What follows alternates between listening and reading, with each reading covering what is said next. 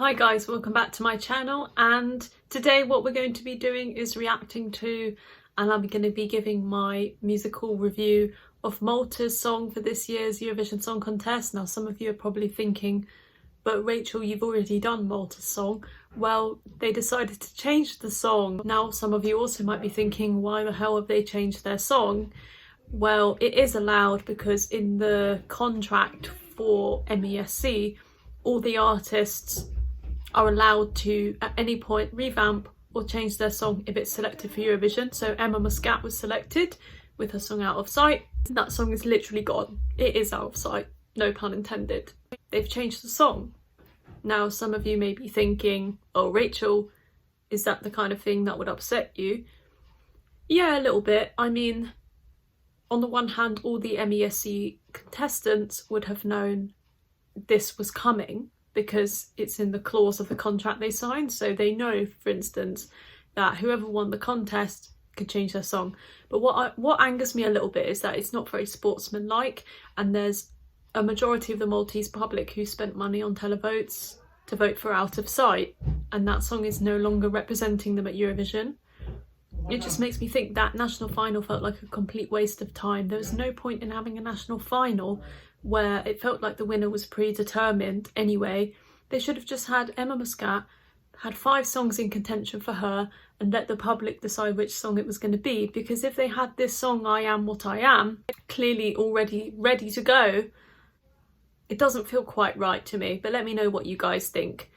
At the same time, you know, it shows that Malta has an appetite to win Eurovision because they want to do well, and they're willing to listen to focus groups and change their song if needs must. But to make things a bit more positive, I recently had some family who visited Malta to visit our extended family, and they brought back some nice snacks. So this one is called Biscottini Tarahal, which means like a village biscuit, and it's got a wonderful little swell on it, a pink swirl pattern. It's sort of like a biscotti, like an almond biscotti, but it's got this icing on top, which is really nice.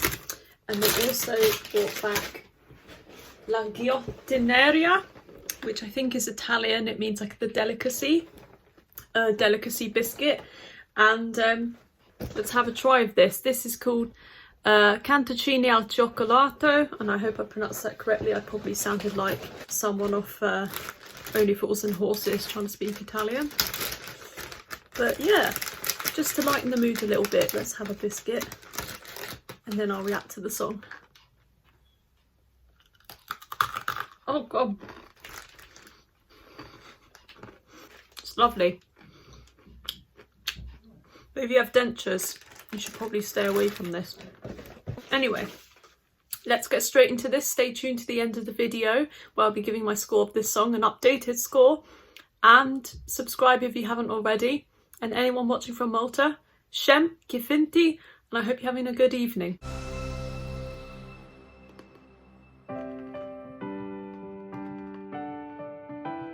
Every time I fall down, as soon as I hit the ground, remind me who I am, yeah, and I'll get back up again. I'm getting up, yeah. This is my master plan. I'm gonna take a stand. Take it or leave it. I am what I am. I believe that I can. I'm gonna take command. Take it or leave it. I am what I am. I am what I am. I am what I am. Bending backwards, you're leading. I'll make them understand, yeah. Take it or leave it. I am what I am. Devils inside my head. Okay, so I'm gonna be honest. First off, first impression, I love her voice. I always have, and I think her voice really is suited to a song like this, quite uplifting and powerful. So they're using it to the best of its ability. What Out of Sight lacked was a powerful voice and any kind of powerful melody or chorus.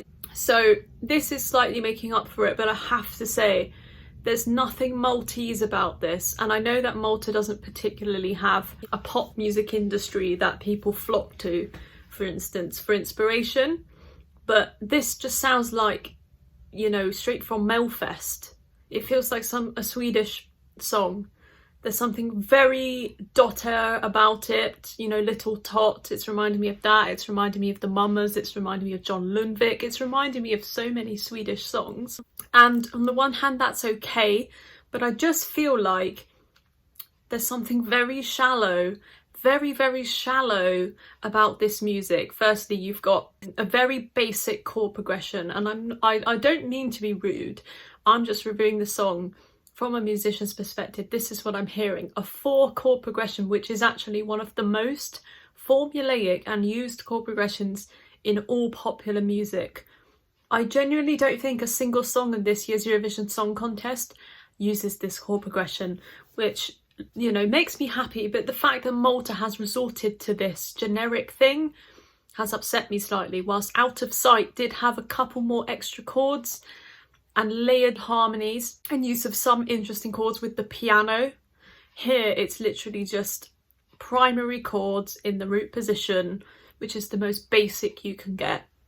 Secondly, I know a lot of you guys in the comment section, the people that watch my videos, are very intelligent, and you guys know how to listen to music and derive your own opinions. So you don't have to, for instance, take what I'm saying as gospel.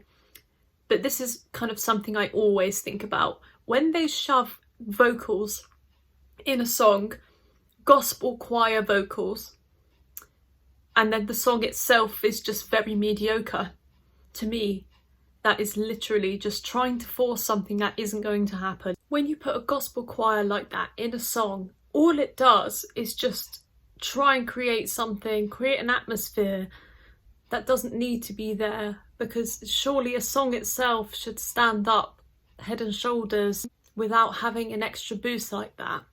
So to me, it's quite patronising when I hear something like that.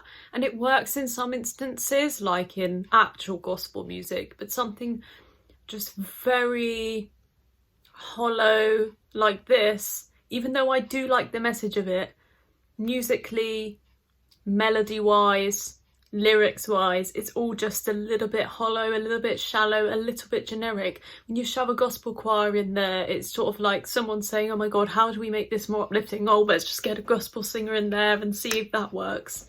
But let's keep going. Late at night in my bed, it's time I shut you up, yeah. Cause I think I've had enough.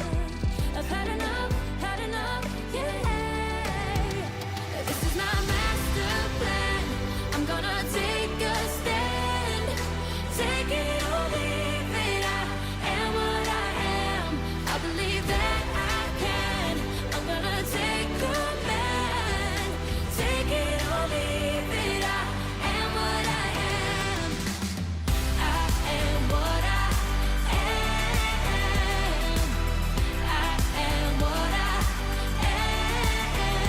Bending backwards, trying to fit in. I'll make them understand, yeah. Take it or leave it. I am what I am. Ooh, yeah. Oh, yeah. Oh, I am what I am.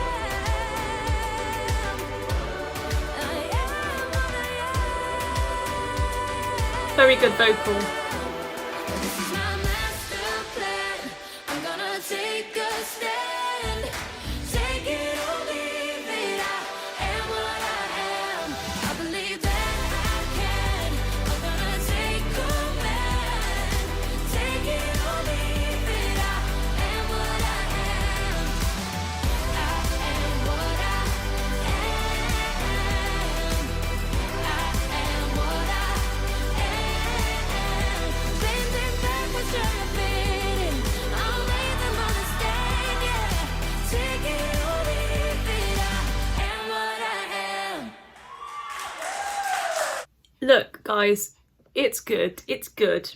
I mean, this makes up for the downfalls of Out of Sight because it presents a much stronger chorus. it's more polished, it's got a much better song structure. Yeah, it is a step up in some respects, but it's also a step down in other respects, because Out of Sight at least had what I think was Emma Muscat's own personal flair in there, and here I'm just hearing a Swedish song, and there's nothing wrong with it being a Swedish song. It's more, I want to see Emma doing her own music, and that's not what we're getting here. Yeah, with the comments regarding the shallowness, the hollowness of the music, that's how I personally feel. That's what I get from it, despite the lyrics and the meaning that they're trying to portray here with this sort of community of people in the video trying to empower each other, which is fantastic. To me, there's a mismatch there, because if you want a strong message like that, the music's got to match up to it, and the music really didn't. It's the kind of thing you'd be strolling through a supermarket and they'd be playing it on that supermarket's own brand radio. It just feels almost like a cut below everything else we've got so far, despite being so polished and ready to go and finished up production wise. I just think she didn't need to change the song. All they needed to do was take Out of Sight and give it a revamp, not completely scrap it and choose another song which is just the same level of averageness, in all honesty. So I am a little bit disappointed with that, and please don't take this the wrong way, because I try and be fair in my analysis. And I think there were some positives there, like her vocals were outstanding, especially where you could see she was trying her best to shine and to do some riffs and runs, and I think that's always fantastic to see. I just think, to be honest, if you told me a year ago Emma Muscat was going to represent Malta, I'd be getting really excited and think she was going to send something like Sangria, but she hasn't. She sent something like Is It Too Late for Love by John Lundvik, which I didn't really enjoy in 2019. So, and in terms of a score, I think I'm just going to stick with the 6 out of 10. It's no better, no worse than Out of Sight overall when you take everything into account. So let me know what you guys think, and stay tuned for more content coming tomorrow where I will be reacting to Croatia's song, because I've had actual requests for that. So anyway, stay tuned for more content and I'll see you soon. Bye.